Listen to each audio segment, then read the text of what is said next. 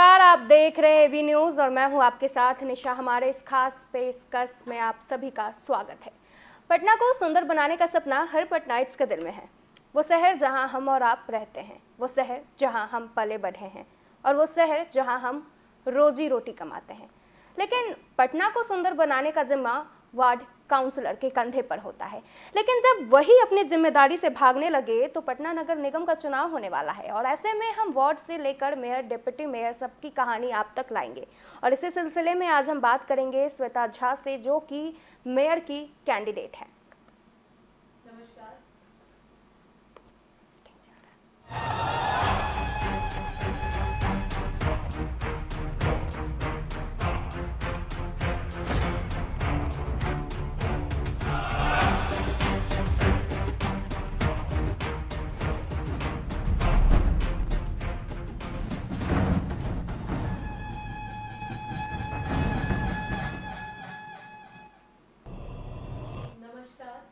पटना नगर निगम के सभी जनवासियों को मेरा दिल से नमस्कार। सबसे पहले श्वेता जी, आपका बहुत बहुत स्वागत है। एबी न्यूज़ को भी कट करे क्या? हाँ, एबी न्यूज़ को भी बहुत बहुत धन्यवाद अपना समय, कीमती समय देने के लिए और मुझे यहाँ बुलाने के लिए। श्वेता जी, ग्लैमर की दुनिया में राजनीति में आई है, समाज सेवा इनके दिल में है। सबसे पहले आप पटना के मेयर का चुनाव लड़ रही हैं और इस चुनाव में उतरने का आपने कैसे मन बनाया है?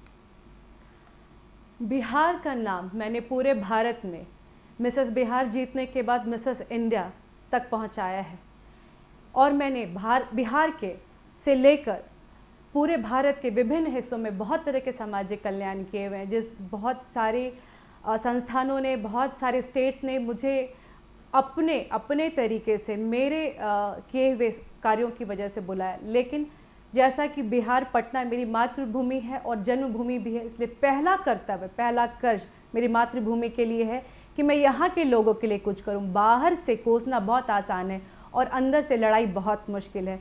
इसलिए मैं आप सभी से कहती हूँ कि आप उनको चुने जो आपके लिए कुछ सोचते हैं, करते हैं और अपनी बनी बनाई दुनिया को भी छोड़कर सिर्फ पटना नगर निगम, पटना के वासियों के लिए कुछ करने के लिए यहाँ हाजिर हैं। जी, आपका चुनाव को लेकर एजेंडा क्या क्या है, पहले उस पर हम चर्चा करते हैं। मेरा मैनिफेस्टो बहुत ही साफ है और क्लियर है। पटना नगर निगम एक स्वायत्त संस्था है। जितने भी अस्थायी कर्मचारी हमारे जो दिन रात हमारे लिए 24 घंटा इस पटना की साफ सफाई के लिए रहते हैं, क्या उनकी ज़रूरतों का ख्याल पटना नगर निगम रखती है? अपनी मैनिफेस्टो में मैं ये वचन देती हूँ कि 1 साल के अंदर जितने भी टेम्प्रोरी नगर निगम के कर्मचारी हैं उनको परमानेंट करूँगी। उनके लिए बहुत सारे स्वयं सहायता समूह का गठन होना चाहिए और करूँगी, जिनसे उनके बच्चों का भी कौशलीकरण हो। उनके बहुत सारे जो उन्हें सुविधाएं, चिकित्सीय सुविधाएं मिलनी चाहिए, वो उन्हें मिले।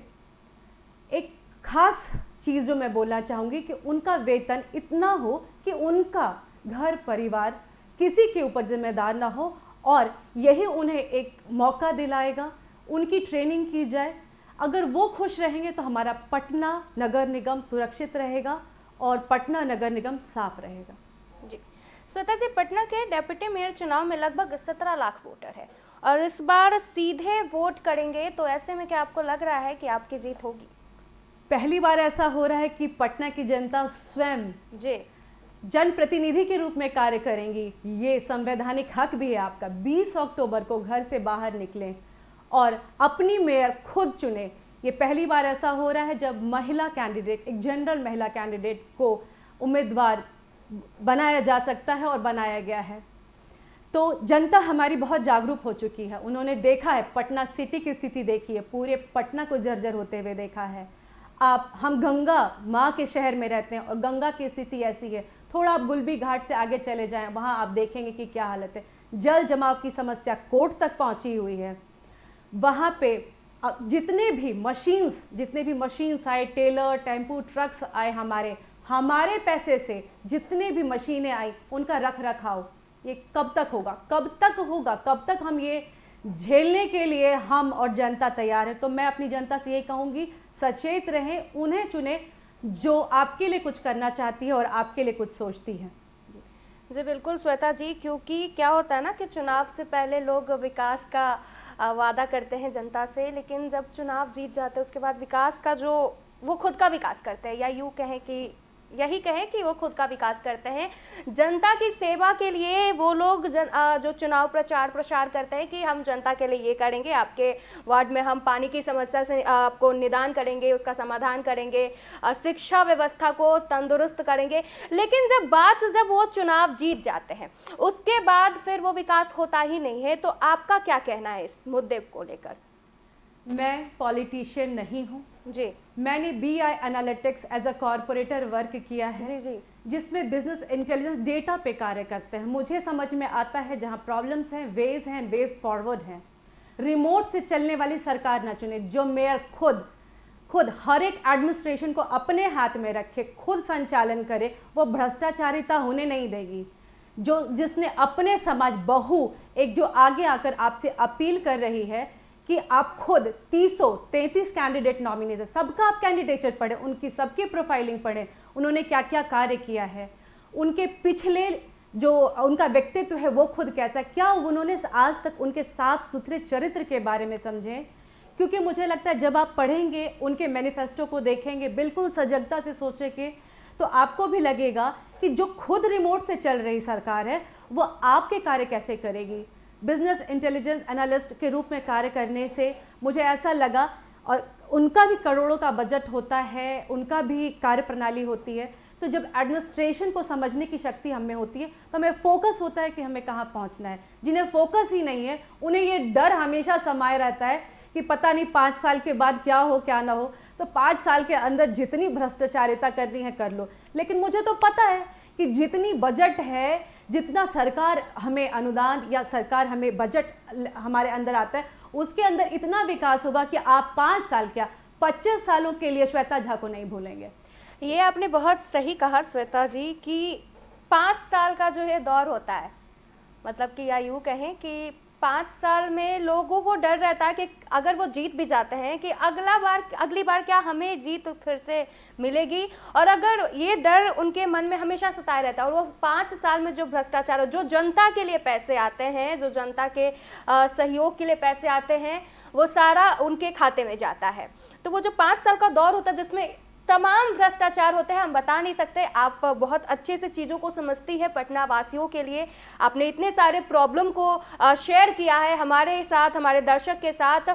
तो उसमें क्या है कि आपने गंगा माँ का बात की, आपने शिक्षा, सबसे ज़्यादा स्वच्छता जो है पटना में वो नहीं है।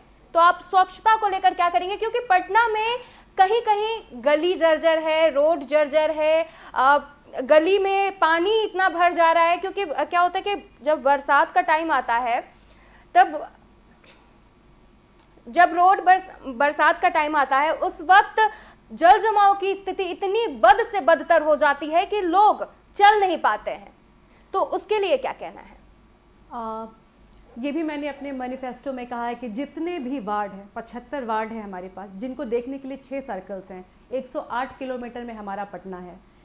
तो इसमें जितने भी वार्ड पार्षद हैं, जितने भी वार्ड्स हैं, फिलहाल मेरा ये फोकस रहेगा कि जितने भी वार्ड हैं उनमें एक कचरा संग्रह केंद्र हो, जहां सूखा कचरा और गीला कचरा रखने के प्रबंधन हो।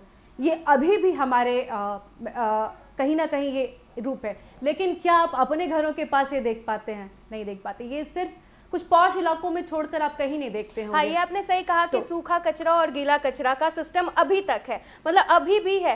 लेकिन क्या होता है ना कि लोग मतलब ऐसा भी होता है कि लोग सरकार से उम्मीद करते हैं, लेकिन लोगों को खुद में भी विकास करने की जरूरत है श्वेता जी। हम लोग भी वो चीज कर सकते हैं कि गीले कचरे को गीले में रखते हैं और सूखे कचरे को सूखे में, लेकिन हम लोग कहीं ना कहीं हम लोग भी पीछे छूट जाते हैं और फिर सरकार को कोसने लग जाते हैं। ये बहुत बड़ा बात है यहाँ पे, क्योंकि हम लोग सिर्फ सरकार से शिकायतें करते हैं, खुद उस समस्या का समाधान नहीं निकालते हैं।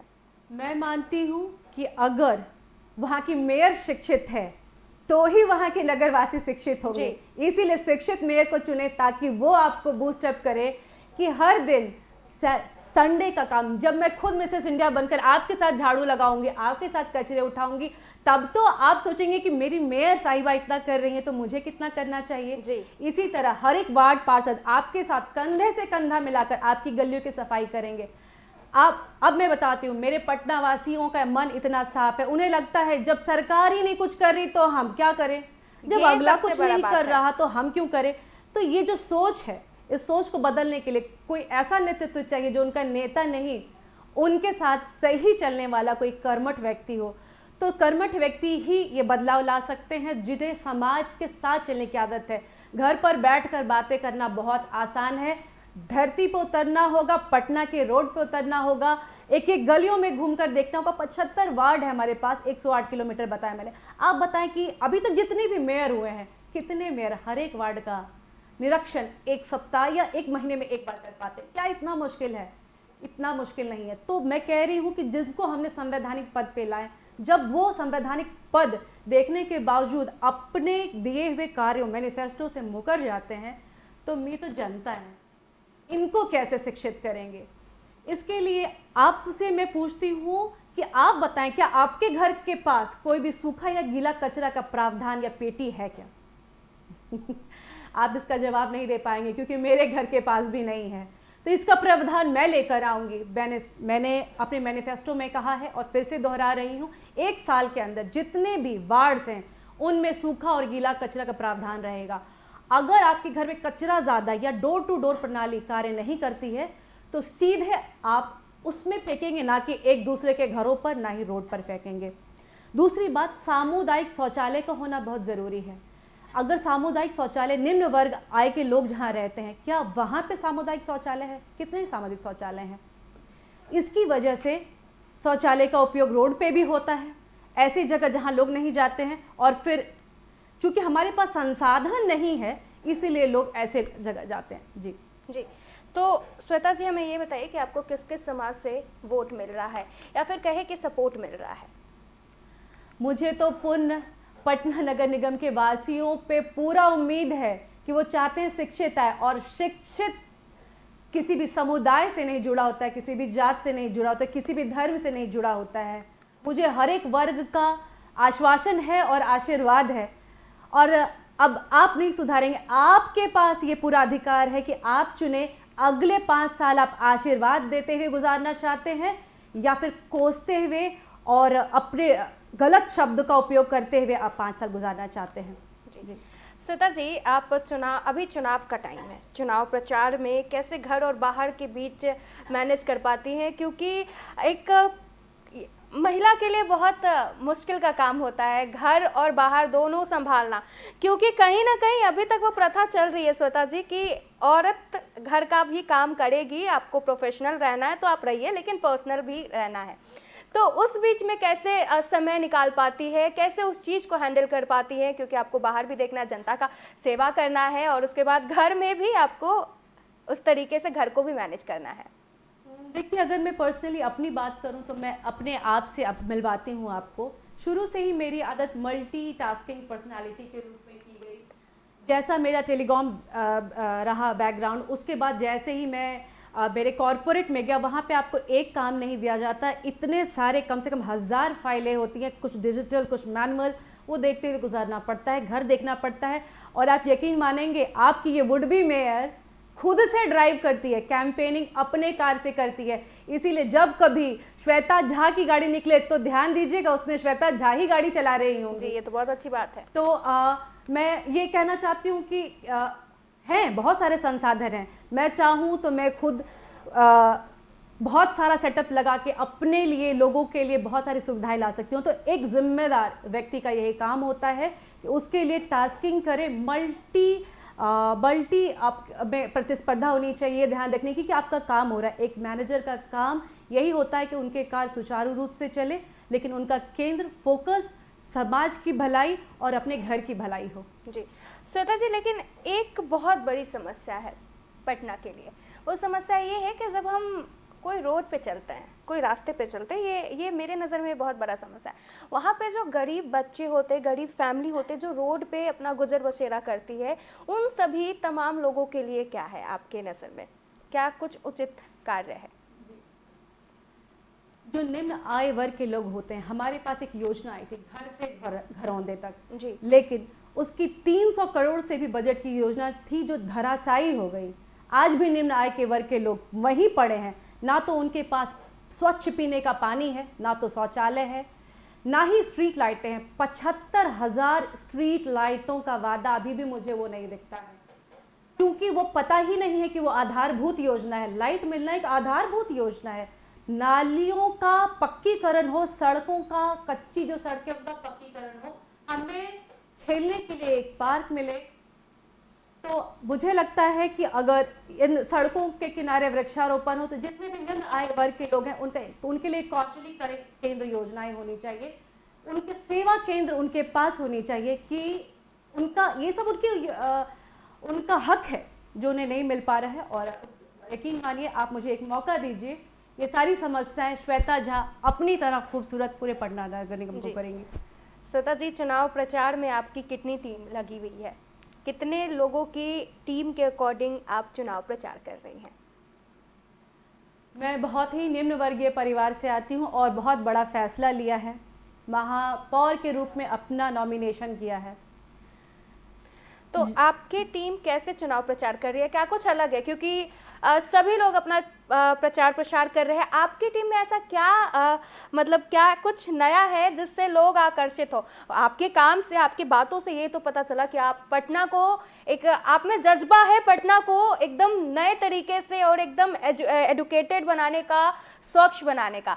लेकिन चुनाव प्रचार का जब टाइम आता है तो मतलब प्रचार प्रसार के वक्त कुछ यूनिक है जो लोगों को अट्रैक्ट करता हो? आपके काम तो लोग को अट्रैक्ट कर रहे हैं, आपके बात से जो हम ये समझे हैं, हम और हमारे जो दर्शक समझे हैं, वो उससे लग रहा है कि आप में जज्बा है कि आप पटना वासियों के लिए खड़ी उतर पाएंगी। और बिल्कुल पटना वासी, जितनी तमाम मुद्दों को आपने एजेंडे को रखा है वो बिल्कुल जायज है। संपत्ति और आय का ब्यौरा आपने अखबार में देखा है जी। तो मैं आपको बताना चाहूंगी, मैं इतनी धनी हूँ किस्मत के मामले में कि जहाँ जहाँ मेरे पोस्टर लगे हैं लोग मुझसे खुद ही संपर्क कर रहे हैं। हर एक वार्ड से मुझे फ़ोन आ रहा है, या फिर ये समझ लीजिए मैं मिसेस इंडिया रही हूँ, या तो मेरी बात में उन्हें कहीं सच्चाई नज़र आ रही है, इसलिए जनता खुद फ़ोन कर रही है। और आप भी मुझे सुन रहे हैं तो खुद फ़ोन करें, आपके मोहल्ले, आपके गली तक मैं पहुँचूँगी और मैं पूछूँगी कि आपको कैसा मेयर चाहिए, आपकी क्या समस्याएँ हैं, आगे क्या क्या कार्य हम मिलजुल के बैठ के कर सकते हैं। मेरा कोई बॉडीगार्ड नहीं है, मैं किसी बॉडीगार्ड के साथ नहीं चलती हूँ, आपको बता दिया, मैं अपनी कार को खुद चलाती हूँ। लेकिन लोगों का मैं बहुत धनी हूँ इस मामले में, लोगों का बहुत ही प्यार मिल रहा है, वो मुझे बताते हैं, मैं जाती हूँ। कुछ टीम के लोग हैं डिजिटल मीडिया पे प्रसार के लिए हैं, सोशल मीडिया पे भी हो रहा है। चूँकि ऐसा ट्रेंड बन गया है, ये ट्रेंड कहीं ना कहीं कभी ना कभी शायद टूटे कि जो जितना दिखता है या फिर जितनी बड़ी टीम होती है विजय उतनी बड़ी होती है। मुझे लगता है विजय की तैयारी हमेशा खामोशी में करनी चाहिए और जीत जाने पर पूरा डग्गा से ये पूरे बिहार, पूरे पटना नहीं पूरे भारत को बताना चाहिए कि 44वें रैंकिंग से एक रैंकिंग जो कि इंदौर से भी पहले पटना नगर निगम कैसे आई, मुझे वो बताने में बहुत खुशी होगी, क्योंकि ये तो मेरे घर की बात है। मुझे मालूम है अगर अकेले में अच्छी तरह से तैयारी की जाए तो ये चुनावी कैंपेन तो है ही है, लेकिन मेरा ध्यान वो है कि किस तरीके से मैं 44वें रैंकिंग से 1 नंबर पे लेकर आऊँ। जी बिल्कुल, बिल्कुल सही बात की आपने। और ये थी हमारे साथ श्वेता झा जो कि मेयर पद के प्रत्याशी हैं और अपने जज्बों को रख रही है और इनमें पटना को स्वच्छ, एडुकेटेड और साफ सुथरा बनाने का, और सबसे बड़ी बात कि पटना को हर पहलुओं से चेंज करने का इनमें जज्बा है। तो धन्यवाद श्वेता जी हमारे साथ जुड़ने के लिए हमारे इस खास पेशकश में। तो हमारे इस खास पेशकश में बस इतना ही। बने रहिए बी न्यूज़ के साथ। नमस्कार।